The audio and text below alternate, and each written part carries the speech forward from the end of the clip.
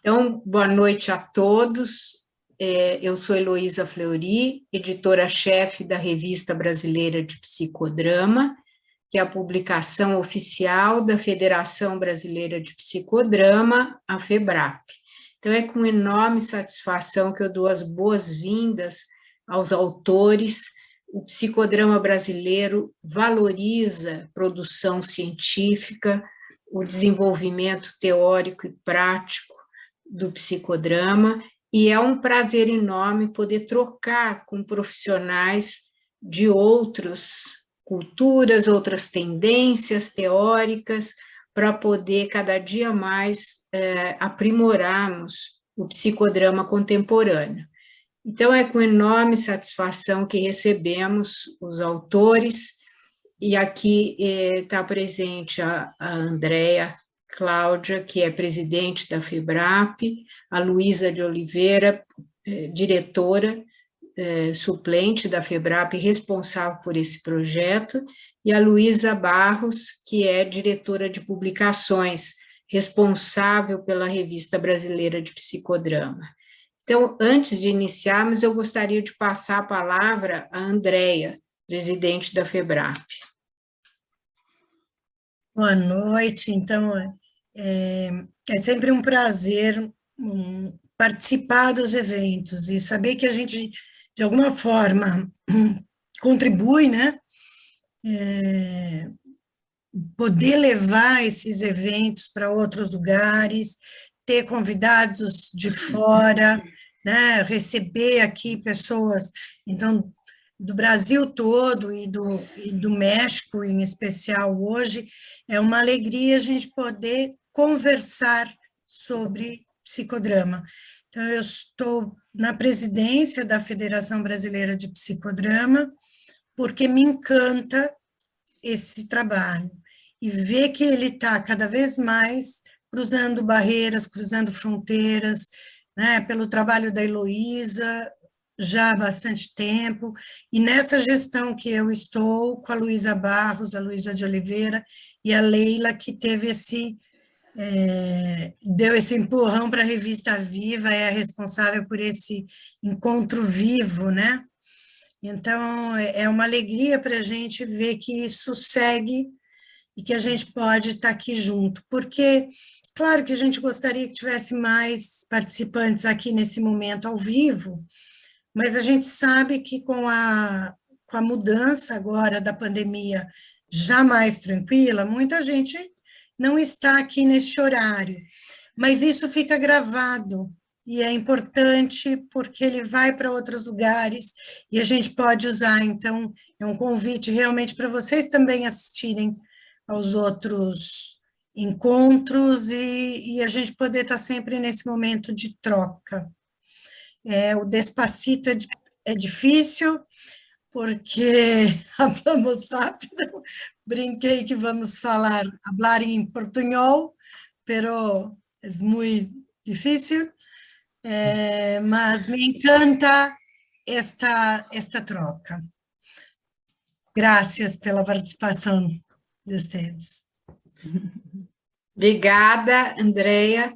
Luísa Barros quer falar alguma coisa? Sim, quero dar as boas-vindas, bem-vindos todos. Buenas tardes para alguns, buenas noches para outros. E que a gente possa hoje, nesse encontro, né, fazer boas trocas de conhecimento e experiências no psicodrama, através dos artigos que vocês produziram, ou diretamente, ou através da resenha, não? Revisão do artigo que o Haroldo vai fazer, e a Luciana como coautora também do artigo que ela vai apresentar. Então, que a gente possa apreciar, não é, essa produção e conhecer um pouco mais, né, ampliar o nosso conhecimento sobre o psicodrama em vários ambientes aqui. Eu acho que hoje especialmente voltado para o foco psicoterápico, clínico, né, de apoio aos profissionais que, como da área clínica e outras aplicações clínicas.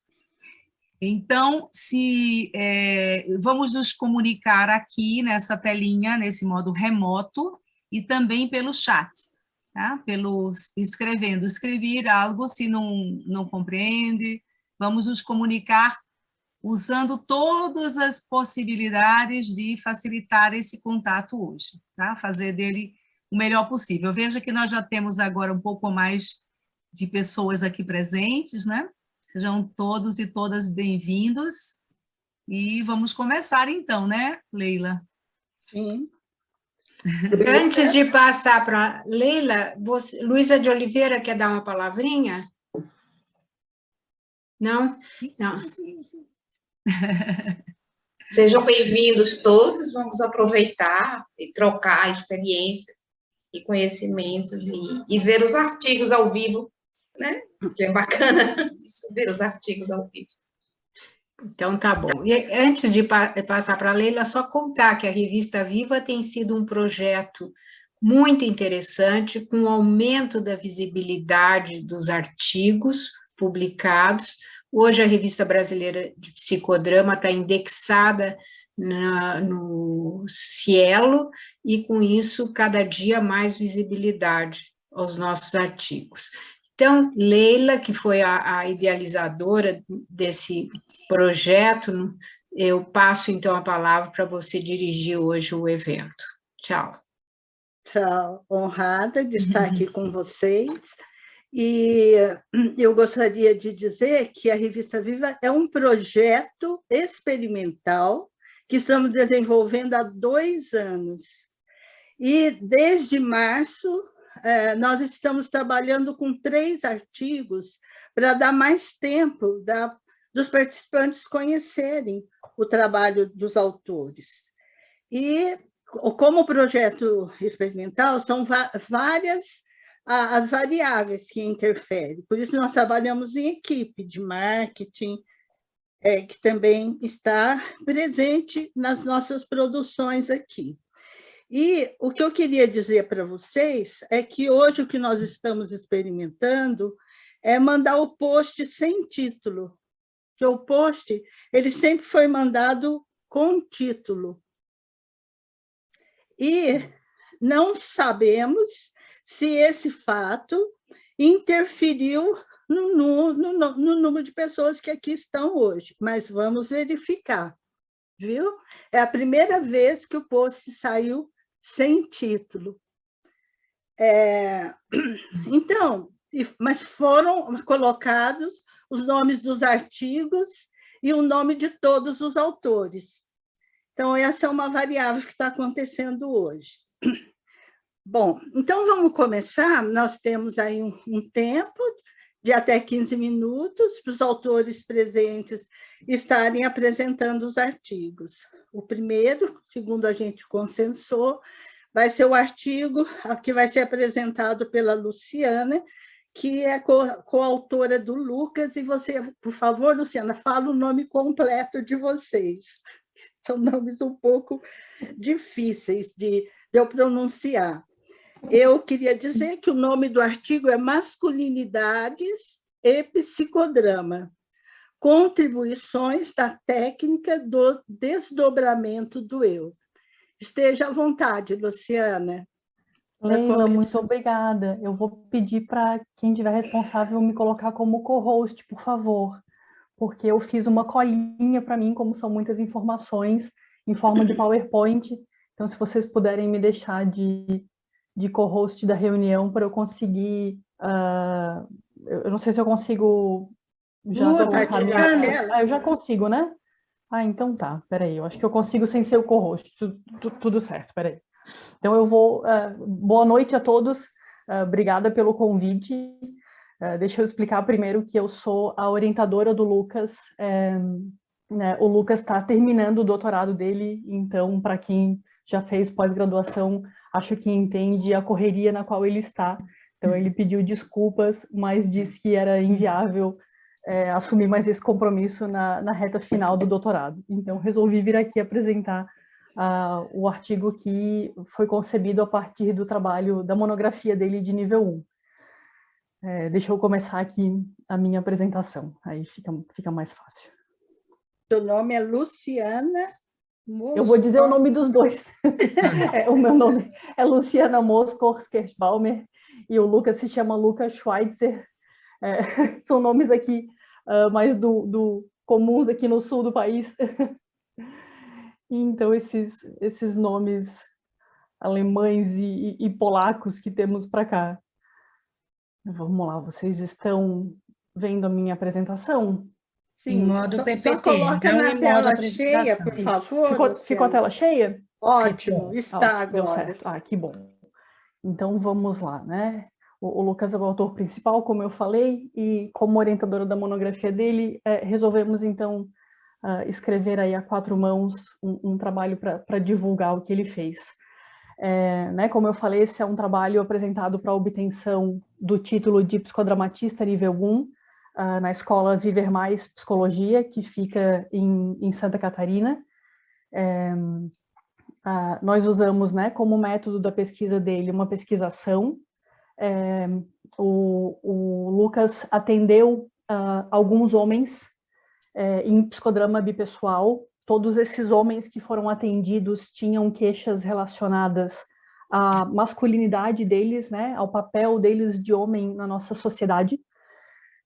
E o Lucas, quando veio me procurar para fazer a monografia dele, falou que era muito interessante ele como homem, né, e essa é a parte triste de ele não estar aqui, né, como mulher, é claro que eu vou perder um pouquinho do brilho de apresentar esse trabalho. É tão interessante que homens possam discutir a noção, o conceito de masculinidade, né, na nossa sociedade, e o Lucas fez isso brilhantemente no trabalho dele.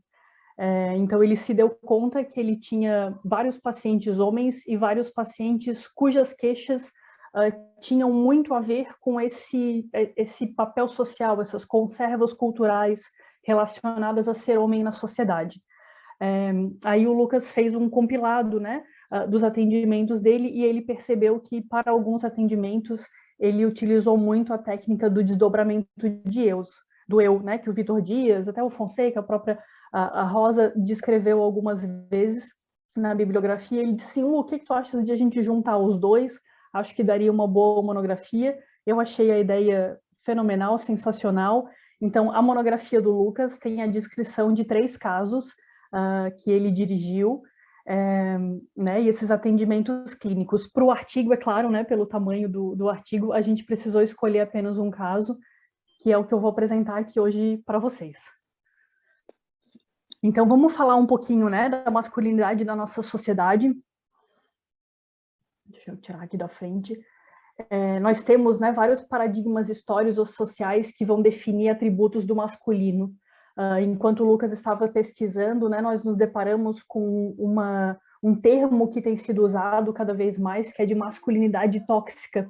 Né? O que isso significa? Né? A ideia de que ser homem pode ser algo muito negativo para os próprios homens, né? A gente fala muito da figura do homem como podendo ser negativo, violento, perigoso para as mulheres, mas os próprios homens têm se deparado com essa noção de que a construção do que é ser homem na nossa sociedade pode ser negativa, inclusive para eles mesmos, né? Então, esses papéis sociais de gênero podem ser ditados e aprendidos dentro da nossa sociedade, claro, por cada sujeito, né, baseado na sua história de vida e no seu meio sociocultural, mas nós temos algumas coisas que sempre vão perpassar todos os envolvidos, né?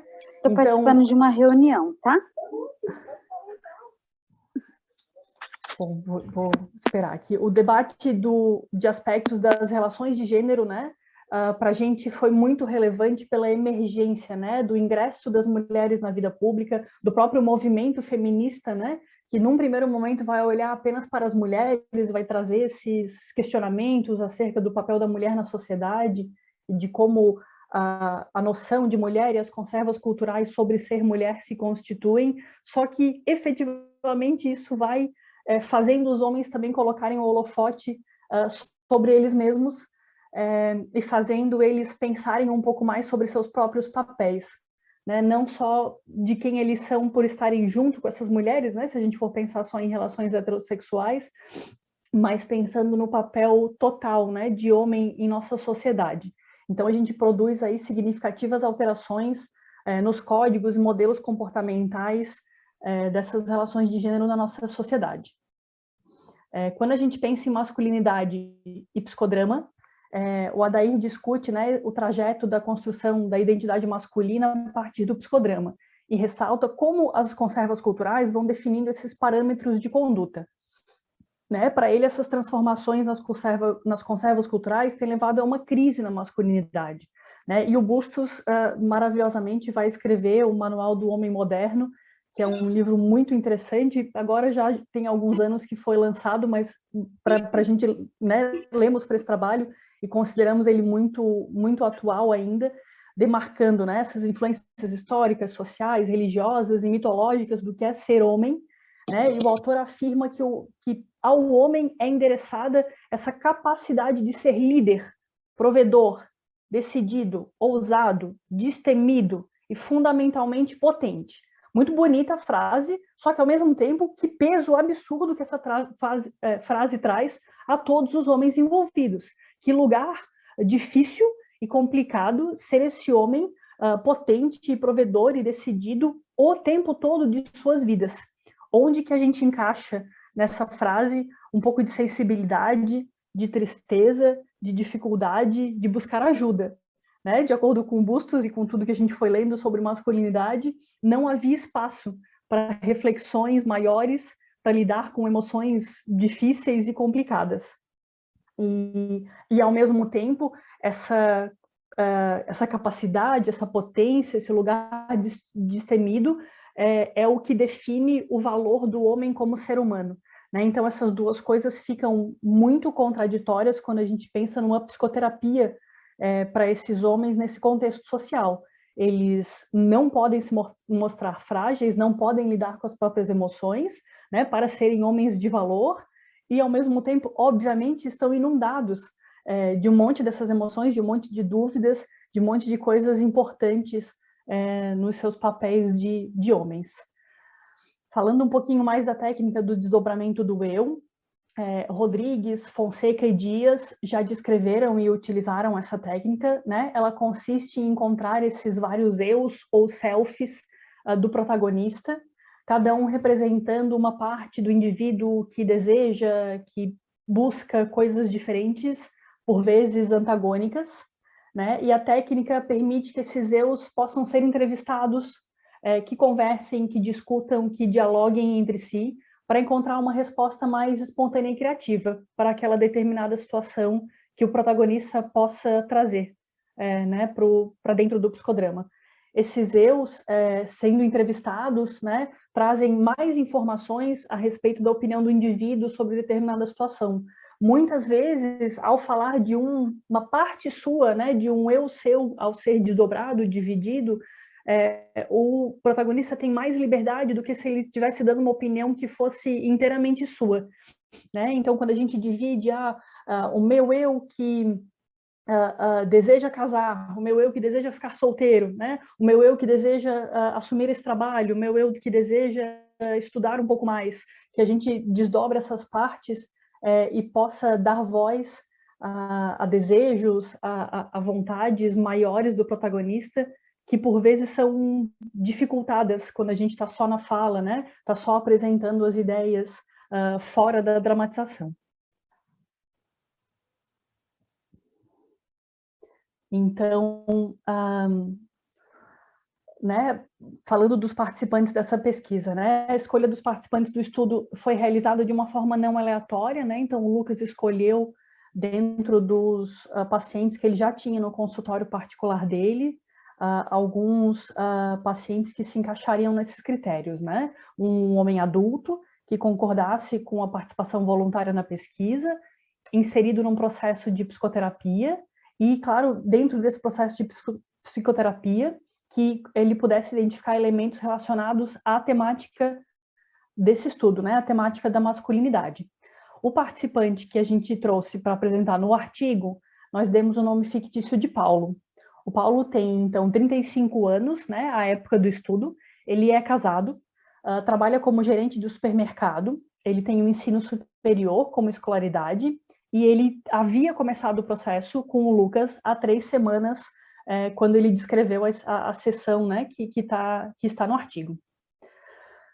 Então, como eu falei, o Paulo é casado, né, e mora com a esposa e 3 filhos. Ele é o único responsável pelo sustento da família. E ele trabalha como gerente de supermercado no supermercado dos pais dele. Ele é considerado a cabeça, o cara principal, sendo responsável pela gestão de praticamente todas as atividades e recursos da empresa. Nesse local, no supermercado, que o Paulo passa a maior parte dos dias dele.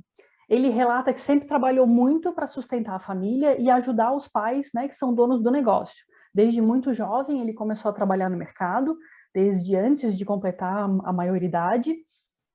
Ele tem uma irmã mais nova, mas que não necessariamente se envolve como ele nos negócios da família. E ele é natural e morador de uma cidade de médio porte do sul do Brasil. Então, a demanda que o Paulo traz para a psicoterapia com o Lucas é de estresse pós-traumático, um diagnóstico que foi realizado por um psiquiatra.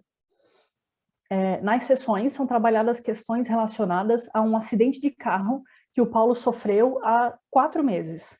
O acidente ocorreu durante o horário de trabalho, né? Então é considerado um acidente relacionado ao trabalho.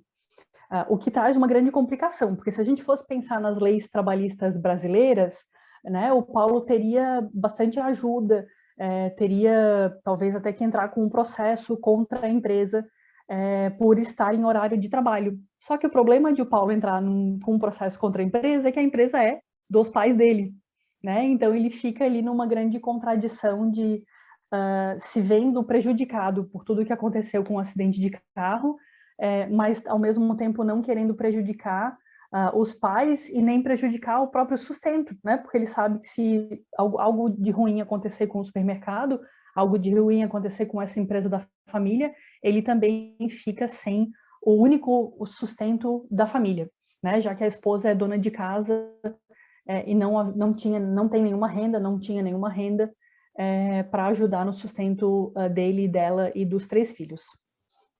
Então, o Paulo relata em psicoterapia que após o acidente, ele vem se sentindo muito menos produtivo, apesar de manter todas as atividades dele de rotina. Ele se deu conta que a vida dele estava completamente centrada no trabalho, e isso passou a o incomodar bastante. Uma frase dele diz o ideal seria voltar a ser produtivo como antes. E aqui a gente vê bem tudo que Bustos fala desse ideal de homem, né? O valor do homem na sua masculinidade como sempre produtivo, sempre pronto para o embate. Paulo sempre se descreveu como um homem muito forte e deseja se manter assim.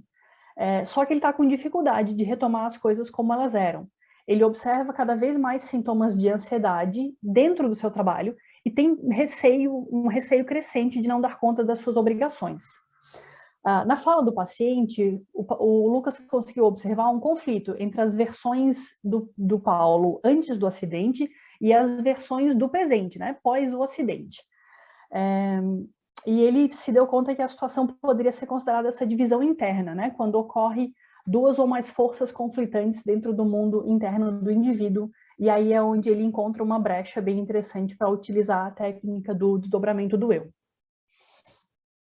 O Lucas relata no artigo dele que ele pede, né, quando o Paulo chega para uma sessão e começa a contar um pouco mais, né, sobre essa dúvida de como estava a vida antes do acidente e como está a vida agora, e ele resolve fazer um aquecimento específico, né, pede que o Paulo relaxe, caminhe pela sala, respire mais fundo, e vai pedindo que o Paulo entre em contato com o eu anterior do acidente, e pede que o Paulo se concentre em cores que simbolizassem essa rotina do Paulo antes do acidente, né? Que ele descreva, se dê conta de como era a vida dele de acordo com cores. E o diretor vai conduzindo o Paulo a deixar que uma ou mais cores ganhem protagonismo nesse mundo interno. E o Paulo relata, durante esse aquecimento, que essas cores são todas opacas e são principalmente em tons de cinza. E aí o Lucas começa, né, dentro desse lugar, a dar voz a esse primeiro eu. Então é solicitado que o Paulo busque essa outra versão dele mesmo, que estaria brigando com ele, né, antes do acidente. E ele pede que ele, pensando na versão do momento, né, atual, que ele também busque por outras cores. E aí o Paulo já relata que essa forma é muito mais colorida, que considera ela muito mais bonita, mas que ela é um pouco assustadora de tantas cores, que sendo então orientado a escolher um dos eus, né, um eu que ele representa para começar. E ele escolhe começar então pelo eu cinza, como eles nomearam. Ele toma o papel da almofada, e o diretor passa a entrevistar ele nesse papel da almofada. Aqui, o Paulo diz, né, dentro da noção desse eu dele cinza, que ele é o responsável pelos negócios dos pais e que, além disso, ele é o homem da família. Ele precisa sustentar a esposa e os filhos, precisa estar forte e tem que ser o pilar da família. E o Lucas, como diretor, pergunta desde quando existe esse eu. E o Paulo responde que é desde pequeno, mas que aumentou muito de intensidade quando ele se casou e passou a ser responsável por toda a família. Ele relata que tem olhado para frente sem pensar muito em problemas. Complementa ainda que ele trabalha, paga as contas, resolve os problemas e não dá tempo para mais nada. O diretor, então, solicita que, junto ao cinza, o Paulo faça uma imagem corporal que represente a emoção que ele sente. Ele faz uma escultura elaborada do eu cinza, de um Paulo muito sobrecarregado, e essa é a escultura que o Paulo apresenta para o Lucas nessa dramatização. O Paulo afirma que o eu cinza está sobrecarregado e não vê saídas para a situação, que há muitas preocupações e obrigações. Ele tem vontade de pedir calma a ele, e o Lucas estimula ele a pedir essa calma. E aí o Lucas faz um espelho dessa imagem corporal e diz: tenha calma, tenha calma. Você tem muito o que fazer, eu sei, mas não precisa dar conta de tudo sozinho. Não é obrigada e não está sozinho. E o Paulo repete algumas vezes essa frase. Então eles passam a falar um pouco mais com o eu colorido, né? Depois de eles fazerem esse espelho da imagem corporal, eles se despedem do eu cinza e passam então a entrevistar o eu colorido. E quando o Paulo se dirige ao eu colorido, ele fala: aqui tem muitas cores e muitas possibilidades. Ele inverte o papel com né? Entra no papel do eu colorido e afirma que está aprendendo coisas que não sabia, que gosta do seu trabalho, mas que também queria estar com os filhos, ter mais tempo e mais saúde. Fala muito do desejo de viajar e de ter lazer e que quer viver mais, de forma leve. Diz ainda que aprendeu muito com o acidente e que precisa viver, que não dá somente para trabalhar. O eu colorido é então orientado a olhar para aquele eu cinza e então é solicitado que ele diga o que ele percebe sobre o eu cinza, né? E o eu colorido fala: você não está nem olhando o que você está fazendo, muito apressado, correndo, precisa parar um pouco, tomar mais cuidado. E em seguida, o eu cinza, né? E aí é a parte onde a gente tem o confronto dos dois eus, né? Em seguida, o eu cinza responde para o colorido: não é certo, você precisa trabalhar, você é o homem da casa, chefe da família, você está inventando moda, é irreal, as coisas que conquistou não permitem pausas. Aqui a gente vê muito claramente esse modelo de masculinidade que estávamos falando no começo da apresentação, né? Então, o eu cinza representa todas essas conservas culturais que nós estávamos falando até então, que dizem que um homem precisa ser forte, cuidar de tudo, e não precisa de tempo de lazer, de ver os filhos, de nada disso. Mas o eu colorido ainda está aí, né? Então, para aprofundar a percepção interna do protagonista, o diretor pede que o Paulo feche os olhos e veja tudo que conquistou com o eu cinza, em uma fotografia. Então, Paulo vê a família, muito bonita e feliz, que sente muito orgulho. E o Lucas questiona, né? O que eles, inclusive o Paulo, precisam? O que a família toda, inclusive o Paulo, precisa? E ele responde que eles precisam de estabilidade, mas também de paz, harmonia e tempo para viver, principalmente. E nisso que o Paulo diz isso, que eles precisam de mais tempo para viver, ele se emociona e fala: não são apenas bens materiais e dinheiro que a minha família e eu precisamos. A vida não é somente trabalho, pois além de trabalhador, eu sou pai, marido, filho, amigo, irmão, dentre vários outros papéis. Então, esse eu colorido traz muitos questionamentos, né, desse lugar de masculinidade como apenas força e apenas entregar trabalho. O diretor aqui faz um duplo. Podemos descansar, queremos e podemos descansar. E o Paulo repete espontaneamente a frase, né, indicando aquele duplo assim perfeito na hora certa, quando o protagonista simplesmente repete espontaneamente a frase. Em resposta ao eu colorido, o eu cinza então afirma que é possível e é possível tentar achar esse novo lugar. Os dois eus então dialogam para planejar o que eles farão para descansar e ao mesmo tempo garantir a subsistência da família. Eles decidem conversar então sobre a esposa ter alguma renda e colocar os filhos menores na creche, já que ela cuidava dos filhos pequenos em casa. Eles decidem também baixar um pouco o padrão de gastos da família e guardar um pouco de dinheiro para passeios e viagens, além de dividir tarefas com os outros trabalhadores do supermercado, porque eles se dão conta que não precisam fazer tudo sozinhos. O diretor pede, então, que o Paulo olhe a situação toda de fora, como um eu observador, né, e que analise a cena.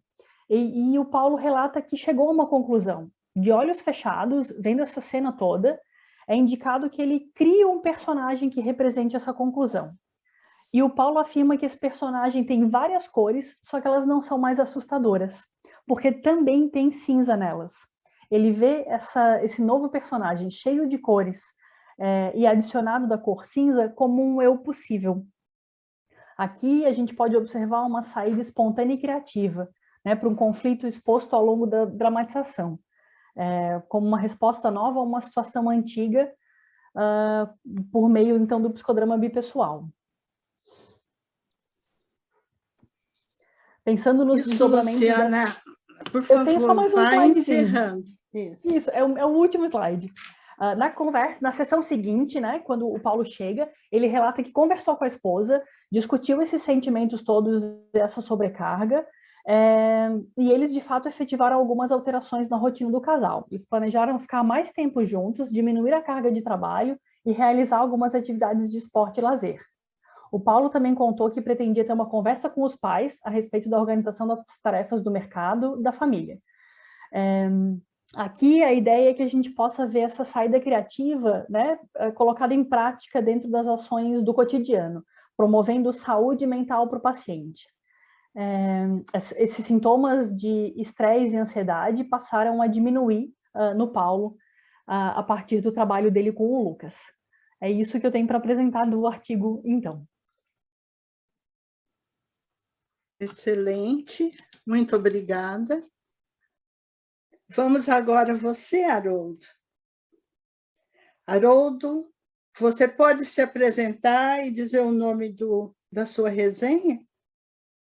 Enquanto isso, Luciana, você sai, por favor, entra aí em cima, na galeria, para ele poder entrar. Já está na galeria para todo mundo, Leila? Isso. Você está no Speaker View, Leila? Não. Quem está controlando é a Heloísa e a Luísa. Eles ficaram em Spotlight? O Haroldo parece que não está respondendo.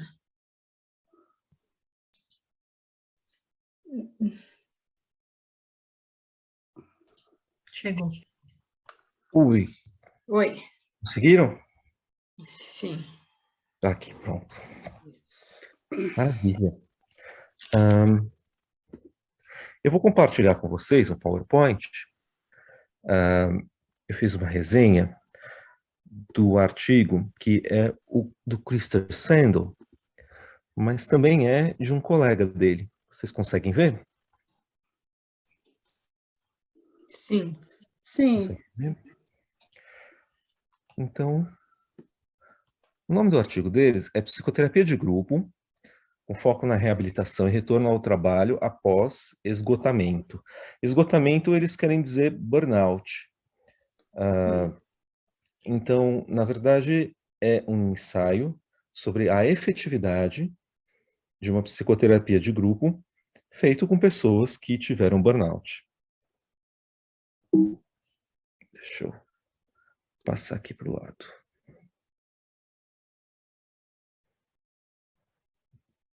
Aqui.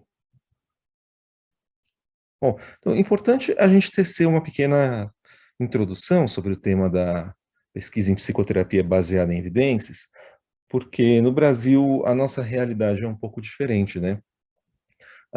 Esse tipo de pesquisa foi importante na União Europeia por uma necessidade de inserção das psicoterapias no sistema de saúde e obtenção de financiamento para os processos terapêuticos.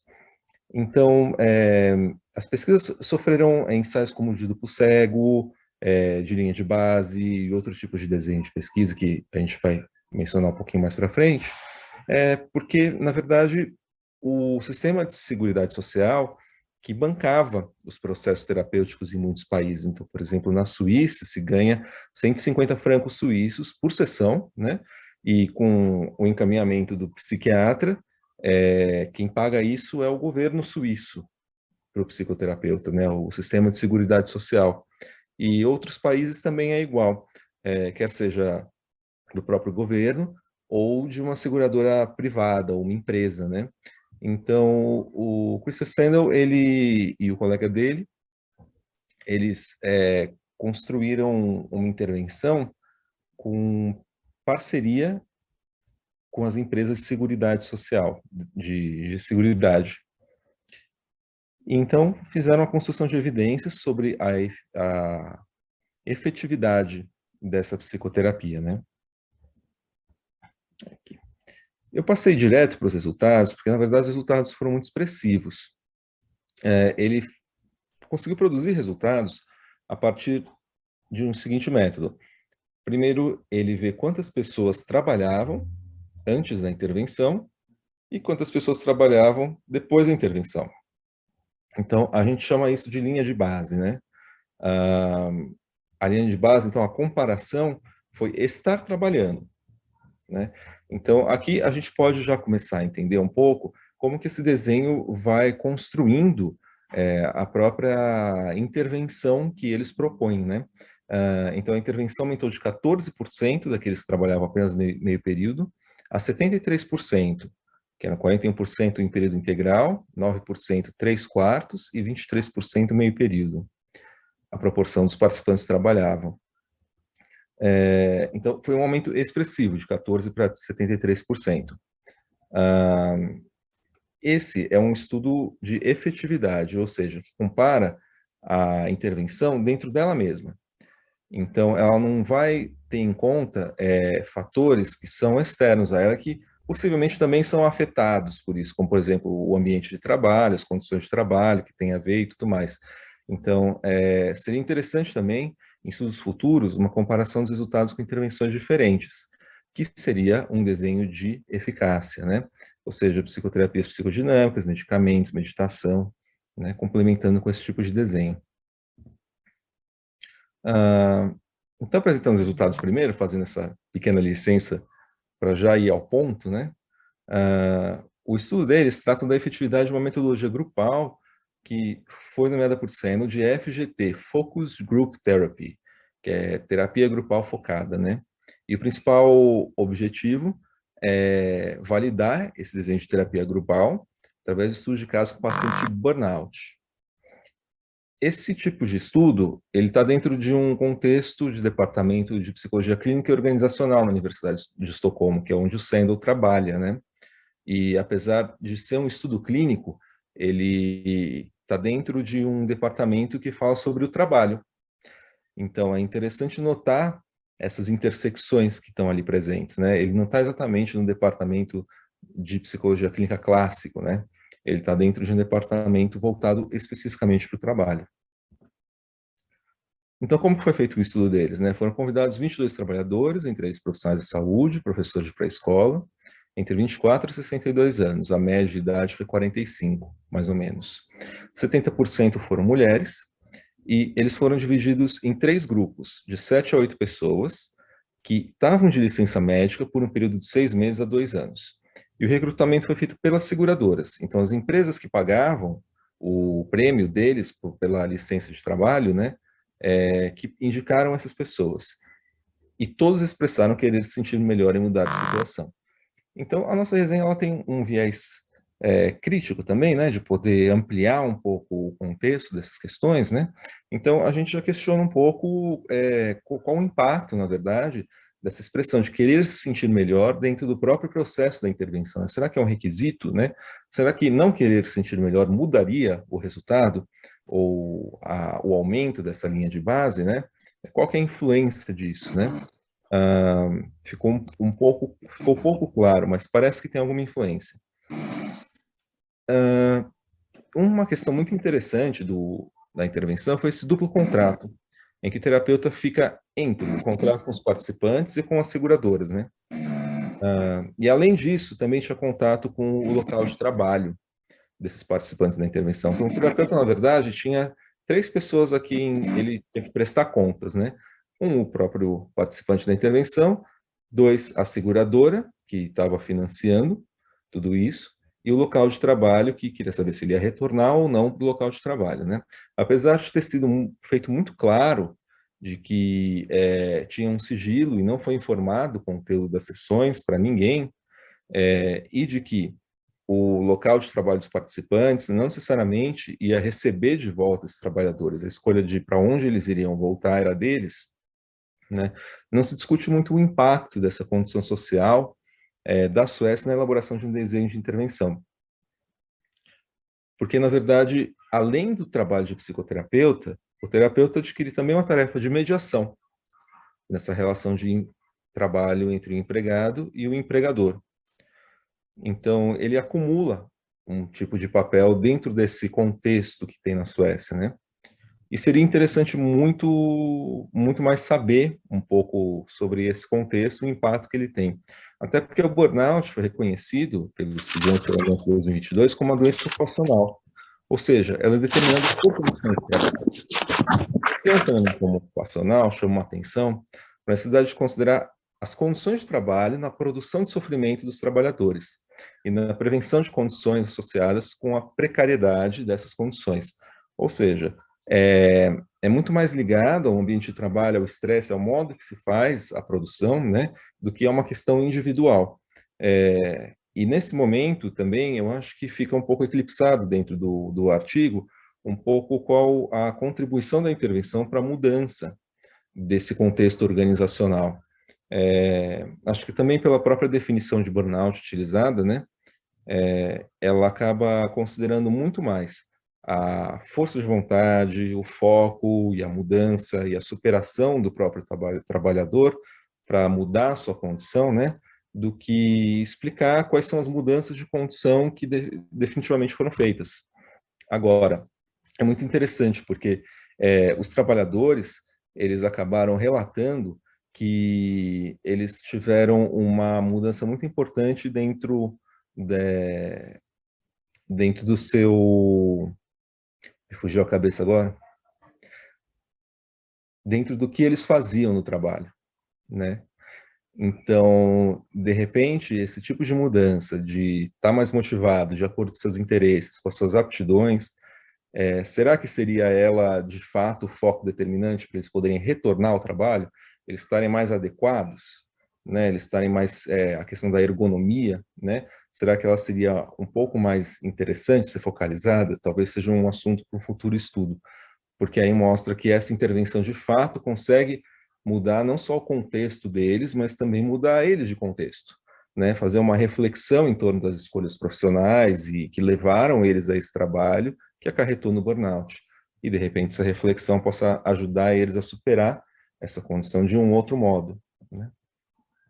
E um outro ponto interessante foi o uso da empatia e da aprendizagem grupal, né? Então, os participantes ficavam à vontade na presença dos outros, mas, embora durante sessões a colaboração fosse entre todos, cada um tinha um foco de mudança. E todo mundo ajudava o foco de mudança uns dos outros. E essa troca de recursos grupal, que a gente chama de aprendizagem grupal, né, nesse artigo, acabou estimulando todos a buscarem novos recursos para si dentro da experiência do outro. Então, isso também é muito interessante, né? Porque até o psicodrama pode muito contribuir para isso, para essa reflexão. Mas dentro desse processo de ajudar o outro, eu acabava construindo mais recursos para mim, né? E essa dinâmica teve impacto positivo na autonomia e autoconfiança, e contribuir para que eles mudassem a situação de trabalho para estar mais sintonizado com seus interesses e competências. Então, é isso, né? Recomendo a leitura do trabalho, e obrigado. Excelente, muito bom. Muito obrigada, Haroldo. Vamos agora ao trabalho dos nossos colegas mexicanos. Daniel, você vai apresentar? No sé si está Bernardo, si se pudo conectar. ¿Estás por ahí, Bernardo? Bernardo.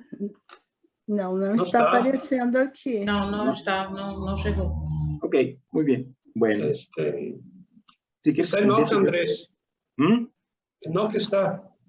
Ah, ok, muy bien. Qué bueno. Ahí está Enoch, para que nos ayude con la cuestión de la metodología. Entonces, si gustas, empiezo yo. Ok. ¿Te parece? Muy bien. Bueno.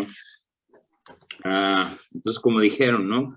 Que entienden muy bien el español. Entonces, vamos a hablar en español, ¿no? Bueno,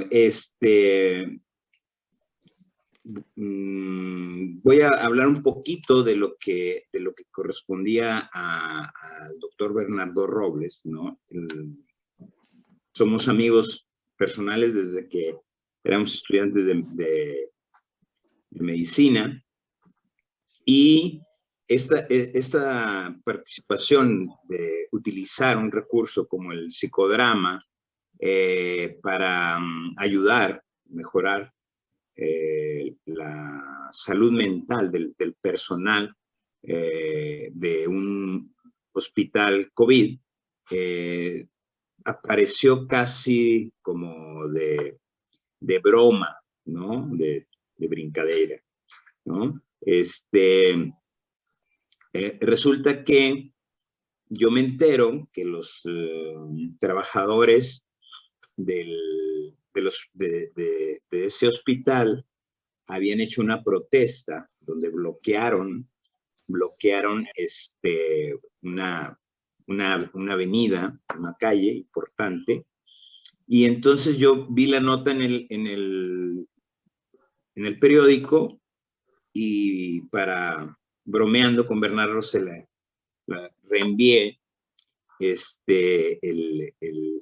la fotografía del periódico, y el comentario de él dijo: todavía no tenemos un solo paciente y ya esto es un manicomio, ¿no? Hay una psicosis aquí colectiva. Y me comenta: justamente te iba a buscar, menciona Bernardo, para ver si nos podías ayudar a hacer algo.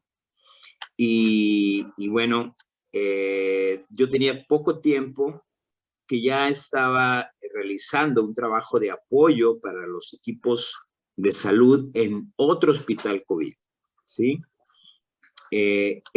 Donde realizamos el trabajo es un hospital que pertenece al Instituto Mexicano del Seguro Social, ¿sí? Es la seguridad social de los trabajadores. Y yo estaba ya trabajando en un hospital muy similar, pero de la Secretaría de Salud, ¿no? Del gobierno del Estado. Es población abierta, población que no tiene ningún tipo de protección. Y eso fue de manera muy similar, porque el director de ese hospital solicitó apoyo para su personal al director del hospital psiquiátrico donde yo estaba trabajando en esos momentos. Y entonces fuimos y a ver cómo estaba la situación. Estamos hablando que en ambos hospitales, que son muy similares,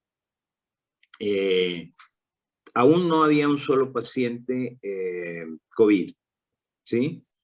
En el hospital de gobierno estaban desalojándolo. Quedaban unos 20 pacientes que no podían ser dados de alta o trasladados, ¿sí? Y el proceso en los otros hospitales del Instituto Mexicano del Seguro Social fue mixto, híbrido, ¿no? Iban, no eran COVID desde un inicio. Conforme fue aumentando la cantidad de pacientes COVID, ¿verdad? Disminuía la de los pacientes de enfermedades diferentes hasta convertirse exclusivamente en hospital COVID. Pero la situación emocional, o sea, yo tenía la oportunidad entonces de conocer las dos situaciones en hospitales muy similares, ¿no? Y entonces yo había presentado una propuesta de un programa de atención que llamamos Cuidando al Cuidador. Así se llamaba el programa. Y consistía en toda una serie de estrategias para la atención de los equipos médicos. Y entre esas estrategias eran sesiones grupales de psicodrama, ¿verdad? Había también atención individual, atención psiquiátrica, psicofarmacológica, atención a los familiares.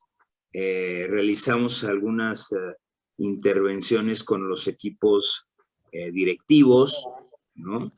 En el caso del hospital de gobierno tuvimos una sesión prolongada hasta de 4 de la tarde hasta las 3 de la mañana del siguiente día, donde se incluyó la realización, la elaboración de un test sociométrico y el trabajo con psicodrama terapéutico.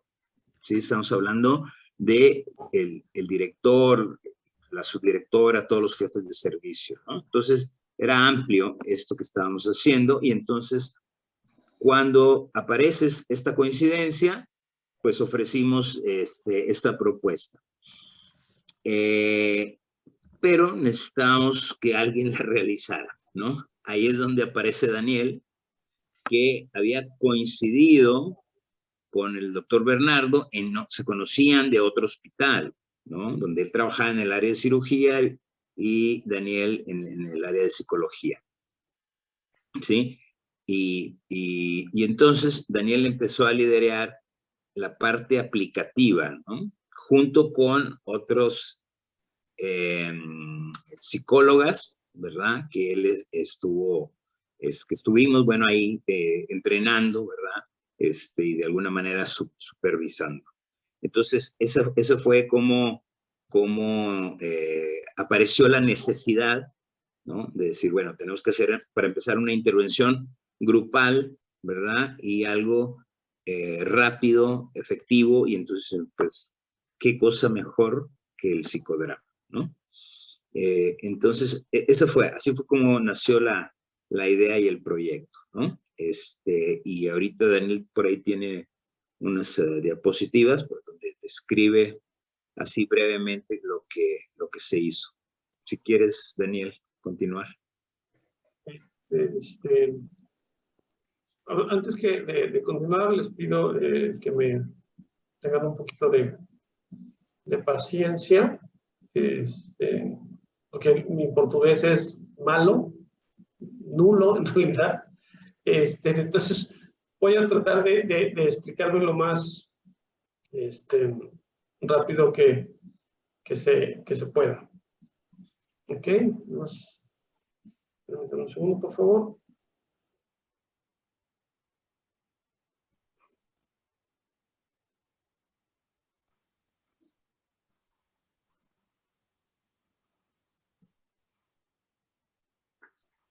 dentro de la presentación, tratamos de que la presentación fuera en portugués para que tener una mayor fluidez de poder explicar la situación.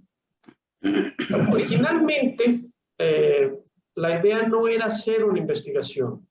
Originalmente, como contó el doctor Andrés, era hacer una intervención para el personal médico que estaba teniendo síntomas de angustia, ansiedad y depresión. Originalmente no era la idea de investigar. Sin embargo, gracias a una propuesta del doctor Bernardo y del licenciado Enoch, que es jefe de enseñanza del hospital, dieron la oportunidad de que esto pudiera convertirse en una investigación para determinar si el psicodrama de verdad estaba ayudando a disminuir los niveles de angustia, ansiedad y depresión que se había ocasionado durante el programa de la pandemia de COVID, ¿no? Entonces voy a explicar así rápidamente lo que fue el trabajo en la investigación. Originalmente la metodología fue un estudio cuasi experimental entre los resultados que se podían medir entre ansiedad y depresión. Fue una investigación comparativa, es decir, se midió los niveles de angustia y ansiedad y depresión antes de entrar al taller, se vivió el taller y después se reaplicó nuevamente la misma encuesta de angustia, ansiedad y depresión para ver si había algún cambio. Entonces, por eso fue una investigación comparativa. Los participantes, en realidad, se sugirió que todo el personal del hospital del segundo nivel del Instituto Mexicano de Seguro Social tuvieran participación. No se tomó como que nada más a los médicos o a las enfermeras, sino que se trató de que todo el personal del hospital participara. ¿Por qué? Porque incluso en algún momento decidíamos que a lo mejor el médico, que era el que tenía el contacto, o a lo mejor la enfermera, que era la que estaba más al pendiente de los pacientes. Sin embargo, nos dimos cuenta, por ejemplo, que el afanador, el que limpia, también tenía mucho miedo porque de alguna manera estaba limpiando como áreas COVID y no sabía qué hacer. Nos dimos cuenta, por ejemplo, que las nutriólogas, que son las que hacían las dietas para los enfermos, también tenían como que miedo porque no sabían si ir o no ir al hospital. Entonces, se decidió que todo el hospital, todo el personal entrara en el estudio. ¿Cuál fue el instrumento que se utilizó? Fue la escala de Goldberg de ansiedad y depresión. Fue la escala que se utilizó, que se aplicó antes y se aplicó después del taller. ¿Okay? ¿Cómo fue el procedimiento clínico en el trabajo ya con los grupos? Se realizaron grupos homogéneos.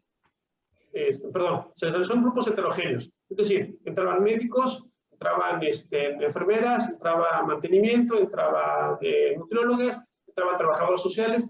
No se quería hacer un grupo exclusivamente de puros médicos o de puras enfermeras, ¿sí? Sino queríamos que la vivencia fuera más rica y que cada quien pudiera manejarlo, ¿no? Entonces, se recibía el grupo y lo primero que se le hacía era la presentación y todo eso, y empezamos a aplicar la escala de Goldberg por medio de un código QR, porque en ese momento pues no podíamos manejar como papel o como andarnos pasando plumas y lápices y todo eso.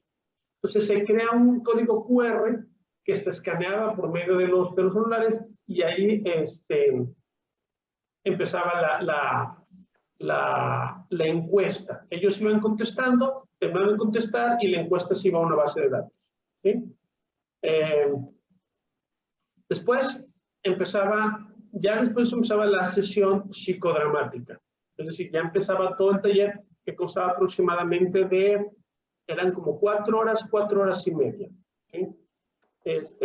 Al terminar el taller, se volvía a reaplicar la encuesta de Goldberg, igual por medio del código QR, para ver si en la comparativa de las escalas se había encontrado alguna diferencia.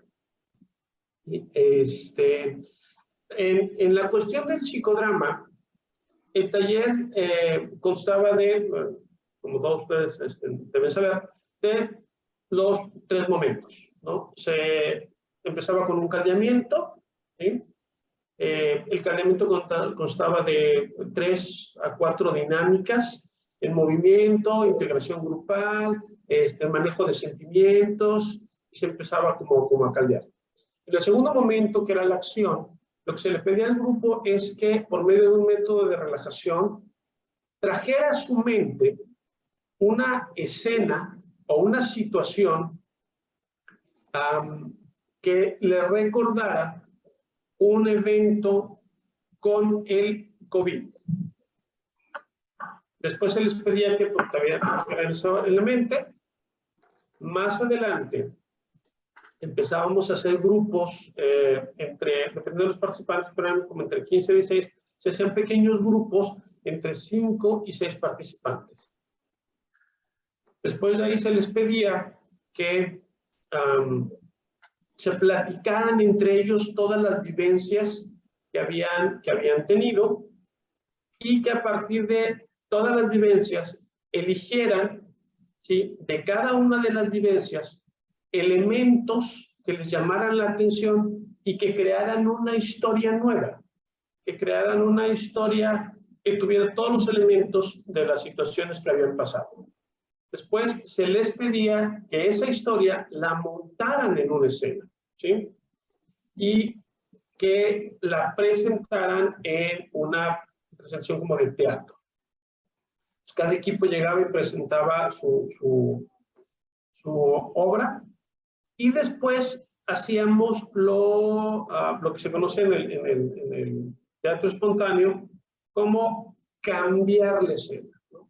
Entonces le pedíamos a la gente del público, que eran los mismos participantes, que si querían quitarle algo, que si querían añadir algo, que si querían modificar algo en la escena. El público hacía sus modificaciones y se les pedía a los que estaban presentando que hicieran las modificaciones. Y eran muy interesantes las modificaciones que salían, porque alguien decía, no sé, en algún momento alguien decía, es que el paciente se murió. Y el público decía, nos gustaría ver qué hubiera pasado si el paciente no se hubiera muerto, ¿no? Entonces, hacíamos los cambios, hacían las modificaciones y se presentaba así como que sabes que el paciente no se murió, ¿sí? Entonces, era muy, muy interesante en todo eso. Al final, todos los equipos iban y presentaban su historia, ¿sí? Y se hacía, en ocasiones se hacía lo que era la interpelación, ¿no? A veces se le pedía al público que si quería ir e interpelar con algún personaje del rol que habían visto. Entonces, pasaba gente del público y le hablaba, por ejemplo, al doctor, a la enfermera, al familiar, a los que sentían en ese momento que les había llamado la atención o le había causado algún tipo de afecto, ¿no?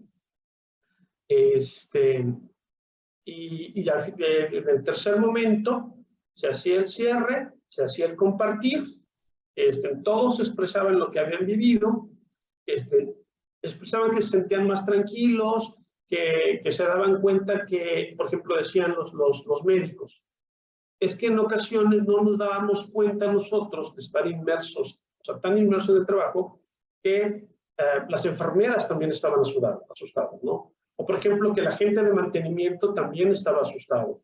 No sabíamos, pensábamos, en algún momento decían los médicos, pensábamos que nosotros teníamos el trabajo más complicado, cuando en realidad nos damos cuenta que, por ejemplo, las trabajadoras sociales eran las que tenían que encarar a la familia. No sabemos que para las trabajadoras sociales es muy difícil contener a la familia cuando el familiar estaba internado y que no se podía ver y que no podían saber nada de él.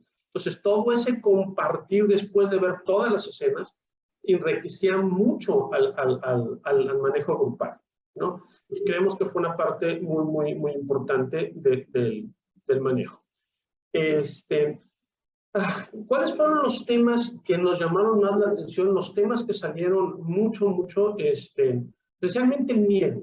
Todas las escenas, todos los grupos hablaban de mucho miedo. Miedo al contagio, miedo a contagiar, por ejemplo, a sus familiares, miedo a no poder resolver un problema, miedo a que el hospital no tuviera la capacidad de responder a la enfermedad.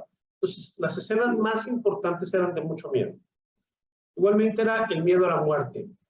El miedo a la muerte salía en relación a, no tenían tanto miedo por morirse ellos, sino porque se muriera el paciente, porque se muriera algún familiar. En el hospital tuvimos la desgracia de que algunos compañeros fallecieron precisamente por COVID. Hablaban de eso, de la muerte de los compañeros que estaban ahí trabajando con COVID. Salieron temas como la negligencia social, ¿sí? La negligencia social aquí en Monterrey era algo que nos causaba mucho coraje porque había personas que decían cosas tan absurdas como el COVID no existe, ¿no? El COVID lo están inventando, ¿no? Entonces, nosotros que estábamos en un hospital y que veíamos todos los días el paciente, pues manifestaba el grupo de esa molestia social, de la gente que está muy enferma, y ya vemos gente que no quiere usar el cubreboca, no quiere usar gel, no les importa resguardarse, están haciendo fiestas, y eso era muy frustrante para muchos porque decían, no están haciendo caso, la gente se está enfermando, la gente se está muriendo, y vemos en la calle que hay una negligencia impresionante. Aquí en México sucedió que de repente iba alguien de un hospital caminando en la calle y la gente le arrojaba cloro al médico o al hospital, ¿no? Entonces era como una parte muy molesta. Y lo pudieron expresar precisamente en esa parte de la negligencia social, de que la gente no está entendiendo, la gente no está cuidando, la gente no le está importando, ¿no? Daniel, por favor, se você puder finalizando, tá bom? La frustración precisamente era esa parte de sentir que no podíamos hacerle frente al COVID, ¿sí? Y las disputas entre los trabajadores. Había mucha molestia precisamente por el miedo, la depresión y la paranoia. Había muchas disputas entre los mismos trabajadores. Tenemos aquí algunas tablas que no sé si tienes oportunidad de explicarnos rápidamente los resultados. ¿Me escuchas? Sí, bueno, ya para terminar, pues bueno, nada más en la parte cuantitativa aquí, como podemos ver, el personal de salud es el análisis de frecuencias de las categorías laborales, como bien mencionaron. La muestra de estudio estuvo constituida por médicos, enfermeras, personal de limpieza, nutrición, personal administrativo, incluso personal directivo. Fue una muestra bastante nutrida y aquí pueden verse la distribución de las frecuencias en los diferentes porcentajes, ¿no? Pasa a la siguiente. En la siguiente tabla podemos ver pues básicamente lo que fue el objetivo de estudio al hacer el análisis comparativo entre los síntomas medidos cuantitativamente por el test de Goldberg de ansiedad y depresión. Aquí de este lado podemos ver lo que viene siendo la medición previa al taller de psicodrama y la medición posterior. Y pues aquí podemos ver en algunos puntos en los cuales se pudo incidir cuantitativamente, como en la preocupación general, ¿no? Que al hacer el análisis de la comparación de las frecuencias, pues bueno, pues básicamente disminuyeron bastante los síntomas, como por ejemplo en preocupación general, ¿no? Se obtuvo un análisis estadísticamente significativo, de la misma manera en nerviosismo, en irritabilidad, ¿no? Fueron unos síntomas en lo que se pudo demostrar cuantitativamente que el psicograma fue efectivo. Así es.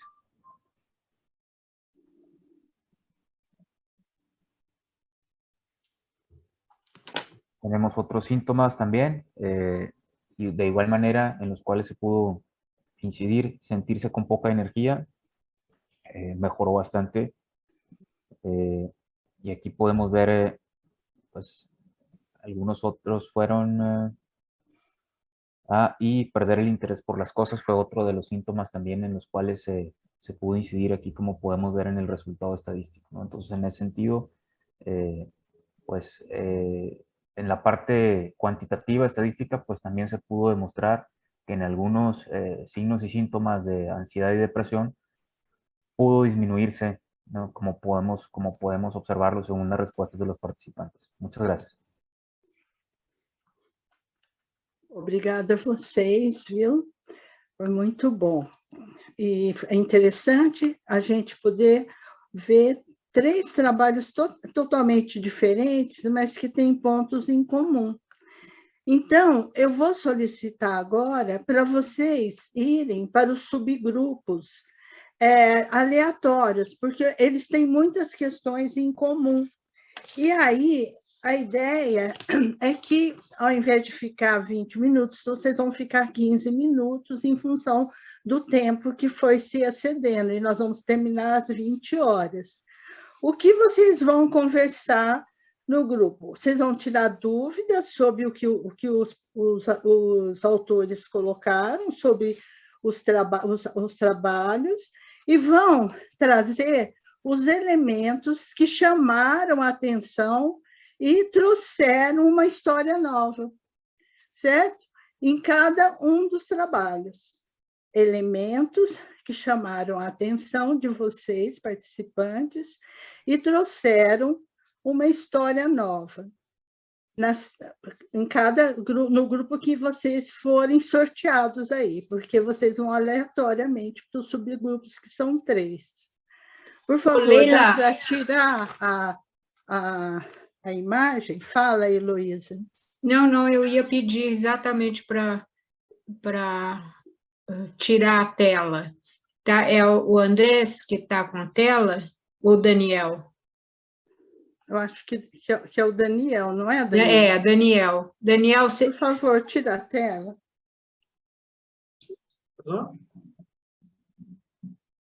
Você pode retirar a tela que você compartilhou?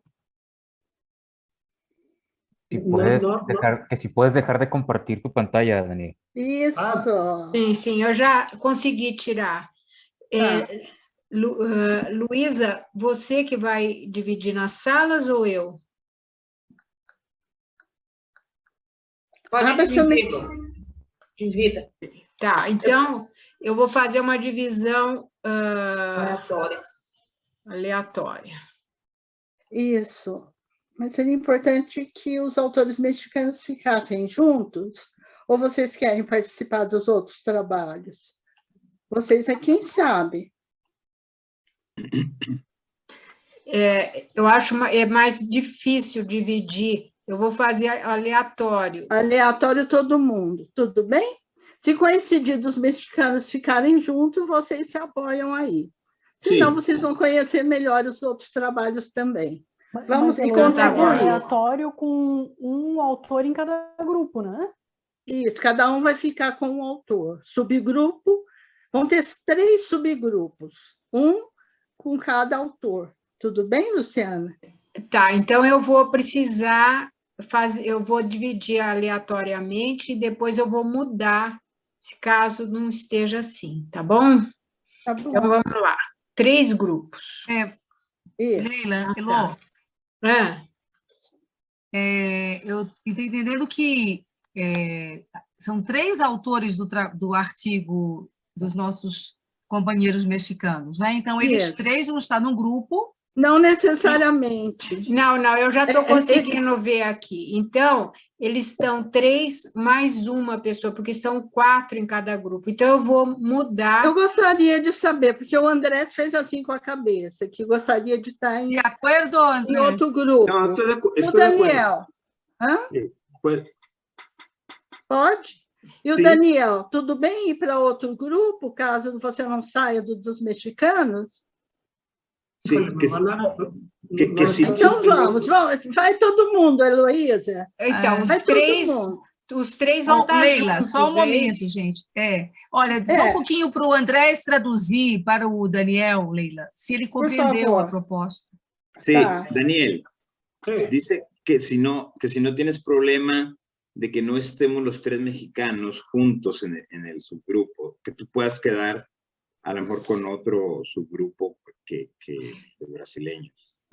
Não, eu coloquei os três estão juntos na divisão aleatória. A questão é que só terá uma pessoa para ouvi-los, né? Isso é uma perda. E daí eu mudei mais uma pessoa para ficarem 2 novos lá. Tá. Então, cada grupo, os outros grupos terão 3. A Luísa Barros vai para lá no espanhol? Eu acho uma perda em termos da contribuição que eles possam dar nos outros grupos, mas se for assim, tudo bem. Mas aí a consigna seria diferente, né? Misturada. Seria. Tá, então já fiz a divisão. Tá, eu não estou na divisão, né? Não. É só você não acionar. Tá, agora não juntar-se. Tá.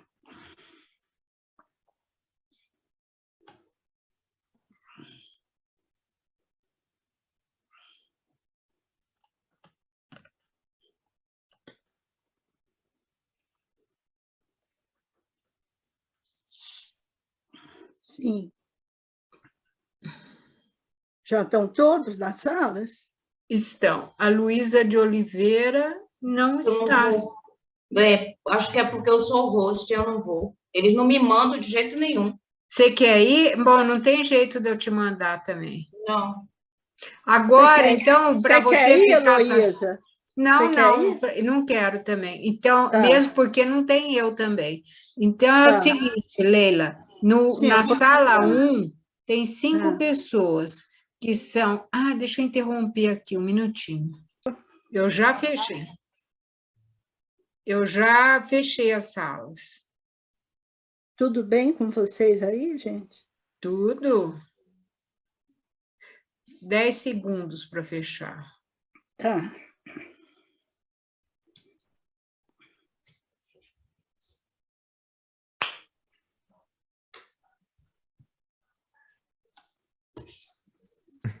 Já voltamos. Chegamos. Ok. Muy bien.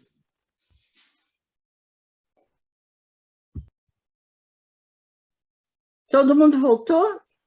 Todo mundo voltou. Todo mundo voltou. Pois é, gente. A discussão estava tão interessante que não dava vontade de sair dos grupos, dos subgrupos, porque trouxeram questões que podem nos ajudar aqui no Brasil, nesse nível de troca com os mexicanos e também com o trabalho maravilhoso do Lucas, da Luciana e as questões críticas do Haroldo.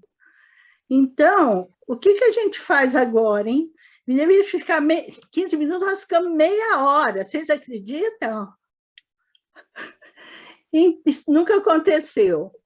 Agora, a gente poderia fazer o seguinte, vocês escolham um representante aí, se não escolheram, para trazer a questão que ficou sintética no grupo. Aqui foi a questão dos mexicanos que eu pedi, né? Que são quais os elementos que chamaram a atenção e trouxeram uma história nova. E aí, a gente não faz psicodrama, a gente fala, mas é um pensar psicodramático. Vamos pensar assim, porque eu acho que está tão rico, vamos aproveitar. A fala-ação. Vamos lá. Quer começar aí, André? Eu não. Quem ficou no grupo do Haroldo e da Luciana? Eu. Meu amor, então é você mesmo. Você é a dona da espontaneidade. Vamos lá, você já está aí aparecendo. Vamos lá. Nós falamos nós juntamos o mundo do trabalho, o estresse, né, o burnout no trabalho. Para mim fica assim a discussão do que é possível. Eu saí pensando no que é possível ajudar nas mudanças das masculinidades, do mundo masculino, que ainda é presente, inclusive no mundo do trabalho, mesmo de mulheres. Sim. As questões de um trabalho mais pesado, mais estressante, com contextos aí de interesses capitalistas, sim, mas de como dá para a gente ir mudando esse jeito de funcionamento do Mas homem quais no são os trabalho. elementos, então? Agora o Haroldo e a Luciana podem ajudar você. Quais os elementos que chamou a atenção de vocês nesses dois trabalhos e que puderam trazer uma história nova? Acho que o ponto que a gente conseguiu articular entre os dois trabalhos foi um pouco assim. Um ponto menos evidente da intervenção foi que 70% do grupo era composto por mulheres, né? E a gente podia adicionar, né, que além de mulheres, as mulheres eram profissionais de educação, ou seja, cuidavam de crianças ou de saúde, né? Uhum. Então, não era um grupo de mulheres executivas, por exemplo, né? Então a gente já começa a perceber que ali tem uma questão de gênero, talvez, permeando esse trabalho. E que a mudança na cultura organizacional, em torno também das exigências de desempenho, talvez passe por uma mudança das masculinidades, né? Ou das normas relativas à masculinidade que vão dando essa exigência de desempenho, né? Lembrando que também os homens acabam tendo sofrimento decorrente dessa condição que é estrutural, né? Então, aqueles que não se identificam, não performam o suficiente, também são vistos de um modo negativo, né?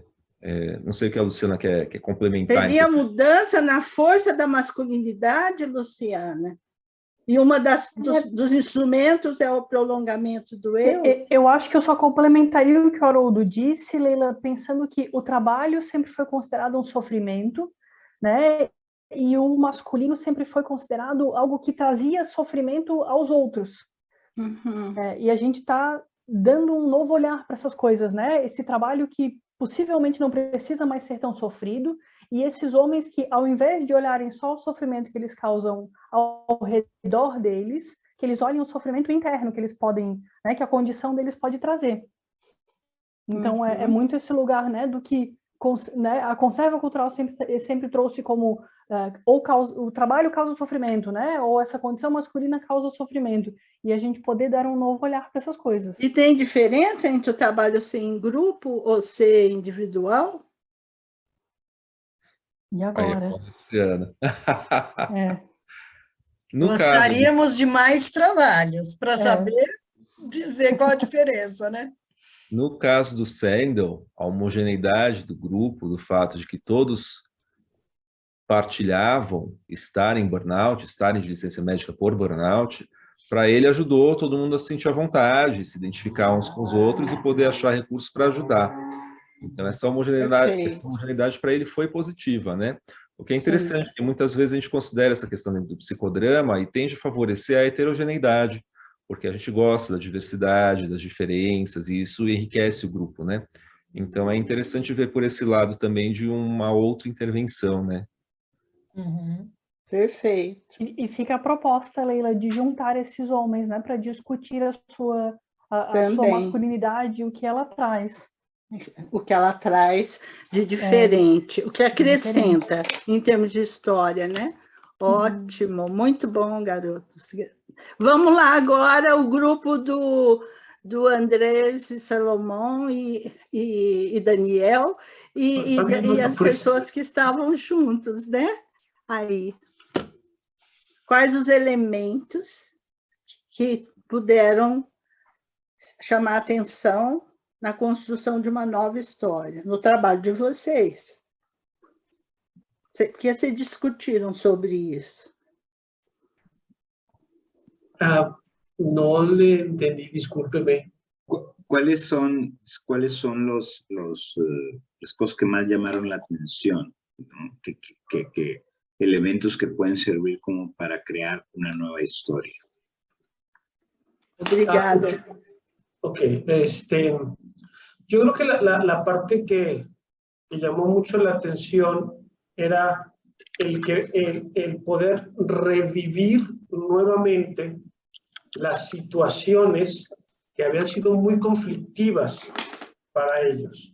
Entonces, era el presentar una misma historia con diferentes escenas, con diferentes situaciones, incluso con desenlaces diferentes. Eso hizo que hiciera una cuestión catártica muy impresionante. Yo creo que el poder revivir situaciones que habían sido muy difíciles, que incluso hasta la fecha se siguen dando, ¿no? La gente sigue teniendo miedo al COVID, la gente sigue falleciendo, la gente sigue viviendo esa situación. Y el presentar como esa parte de recapitular o de revivir o ponerle otra historia diferente a lo que ya has vivido, claro, sabiendo que no se cambia del todo, pero la cuestión catártica que daba él, una persona, una enfermera decía, es que a mí me gustaría poderme haber despedido de mi paciente, porque yo me voy en la noche, regreso en la mañana y me dicen, el paciente falleció. Sí. A mí me hubiera gustado hacer eso. Entonces le trajimos la escena, le montamos toda la escena y le dimos la oportunidad de poderse despedir de ese paciente que no había podido despedirse. Entonces, eso ella al final en el compartir dijo, me siento mucho más tranquila, qué bueno que lo pude hacer, qué bueno que lo viví. Entonces, el recapitular todo eso, creo que fue uno de los elementos más importantes para el trabajo, ¿no?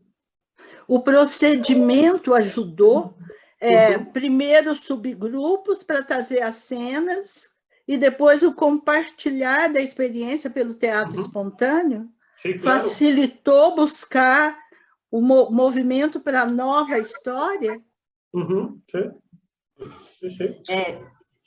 Como nessa situação de isolamento que a gente vivenciou esses 2 anos, né?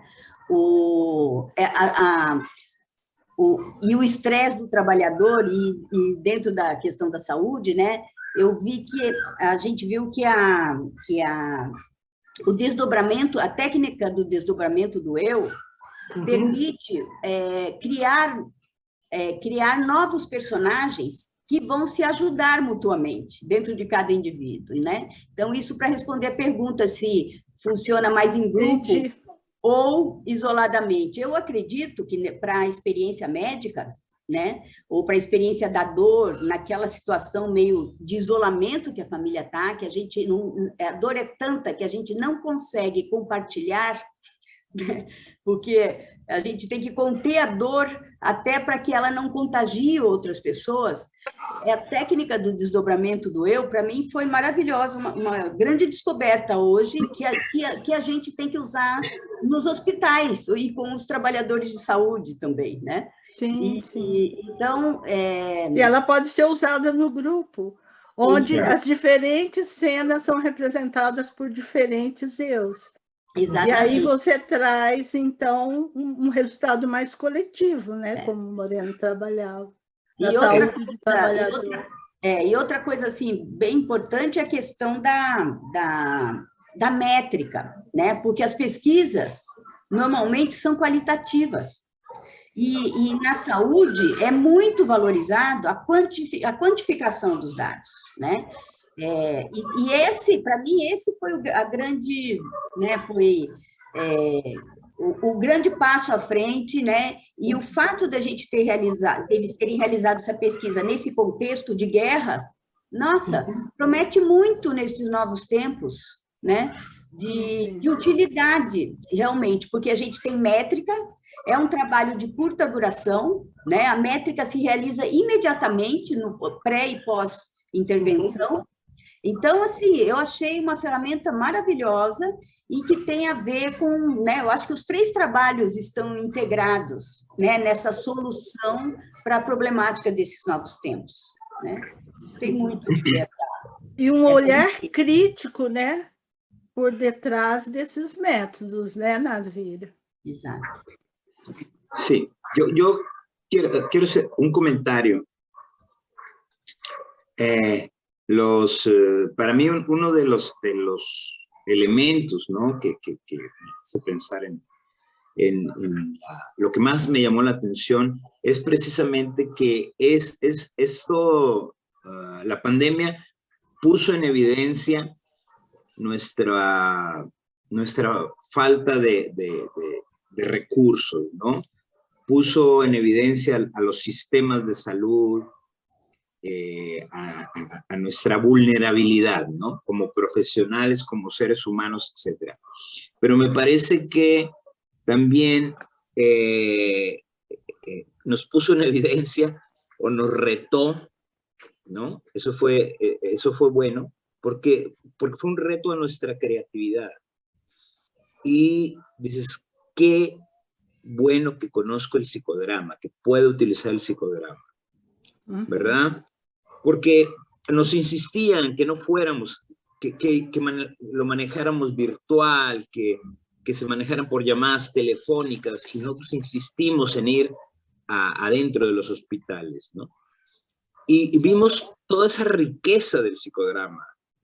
Hubo un momento en una de las oleadas que no podíamos sacar a la gente, y entonces hacíamos algo que llamábamos pausas para la salud, y era entrar al área COVID y trabajar con el personal 15 minutos, utilizar una pequeña técnica de acción que sirviera para romper la rutina, para tener contacto humano, así, unas cosas muy, muy quirúrgicas, ¿sí? U otra ocasión en que vamos a trabajar con máscaras. O sea, ¿qué significa hasta este momento? Esto significaba muerte, dolor, distancia, aislamiento. Cámbialo creativamente. E aí, essas técnicas todas, elas precisam ser divulgadas, né, para trabalho em política pública. Escrever aí, Daniel, um outro artigo, né, em cima da ação, trazendo mudança. Claro. Infelizmente, nosso tempo está chegando, está terminando. Sim, desculpa cortar você, André, mas não. O seguinte... para mim, ficou muito... E também tem outras pessoas, eu gostaria que falasse. Por favor, coloca no chat se faltou alguma coisa para nos ajudar, por favor. Mas, assim, a importância do masculino no feminino e do feminino no masculino. A importância do Estado investir na saúde do trabalhador. O que me parece mais possível no México e no continente europeu, né? Em termos de políticas públicas. Me chamou a atenção também o quanto os trabalhos de políticas públicas e os trabalhos de psicodrama individual e grupal, nós refletimos a ideologia que está por detrás deles. Se é um trabalho distópico de adaptação do trabalhador ao trabalho e às funções antigas, ou se é a construção do caminho de uma utopia na busca de trabalhos que trazem uma consciência de ação. A diferença do trabalho grupal e individual na cabeça do individual ou na presença de diferentes personagens do grupo, bem trazido pela Nazira, né? E o quanto que o estresse do trabalhador na pandemia podem ser trabalhados por meio do psicodrama, do sociodrama e do teatro espontâneo, na revivência de conflitos que levam a uma catarse e que levam para uma ação na modificação do mundo interno também, na relação com o mundo externo, para trazer respostas mais espontâneas e criativas. E a métrica aí, né? O quanto que a métrica, a medicação e tudo isso, e trabalho em equipe, e o trabalho fundamental com gestores, que são quem tem autonomia para decidir os processos, né? Muito obrigada aí pela nossa heterogeneidade, que traz uma homogeneidade no jeito de ser e estar. Gostei muito de estar com vocês. E se eu tivesse que representar, seria 2 seres, independente do sexo, são 2 pessoas que estão se movimentando na direção de novos movimentos que se intercalam e se interpenetram. Podemos terminar fazendo esse movimento? Meio sem tempo aí, eu estou sugerindo, se vocês tiverem outro, seria vocês estarem dando as mãos e podendo fazer movimentos de troca que transcende o atual, que transcende as fronteiras entre países e que se coloca na interpenetração de movimentos que traz um novo movimento. Pode ser? Vamos dar um som? Vamos, Daniel, um som aí do México lindo, vamos? Vai, Andrés, um som. A voz do México, vamos lá, bonito. Não tem? Então, do Brasil mesmo, vamos lá, qual seria o som? Pongan el ejemplo. 1, 2, 3.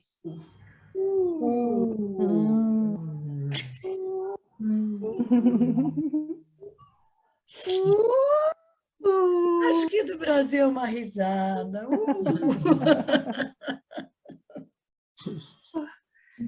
Coração que bate, né? Obrigada, gente. Muito obrigada a todos pela presença. Prazer estar com vocês. Obrigada. Obrigada, Luísa, pelo convite.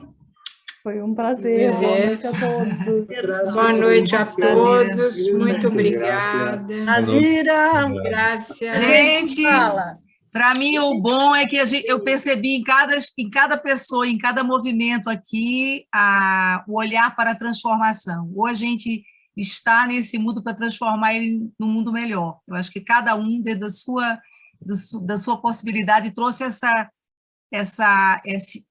se voltar para a real condição de transformar a nossa vida na sociedade, né? Nossa vida em mais humana. Eu acho que isso está presente em todos os trabalhos. Gostei muito de participar. Muito obrigada. Vamos construir o caminho da utopia. Vamos? Não consegui dar muita risada não, viu, André? Mas tudo bem. Não faz mal, mas vamos! A força! A alegria de estar aqui com vocês. Sim, a alegria de estar aqui com vocês, de sentir a potência do grupo, né? De fazer coisas boas, né? Com tudo isso em volta, é uma resistência de uma condição. Hein, Luísa de Oliveira? Fala alguma coisa, mulher. Ahí yo quiero solamente agradecer, para nosotros es un honor, ¿verdad? Que este monstruo que es la FEBRAP, ¿verdad? Nos haya considerado, ¿verdad? Ese gigante que es la FEBRAP. Entonces es un gran honor tener esta oportunidad de compartir um pouquinho de lo que hicimos por acá, não? Volte sempre, por favor, vocês são muito importantes também, viu? Volte, venham. Fala, Luísa de Oliveira. Não, só obrigado, achei muito bacana ver os artigos, ler uma coisa, mas ouvir sobre eles é muito bacana, assim. É muito vivo, né? Meio redundante, mas é muito vivo. Então, é muito encantador. Muito obrigada. Obrigada a todos. Na próxima vez, tragam pelo menos uma pessoa com vocês. Combinado? Combinado. Então, tchau, então. Boa noite. Tchau. Obrigada a todos pela presença. Tchau. Obrigada. Tchau. Eu vou interromper. Gracias, bye. Tchau.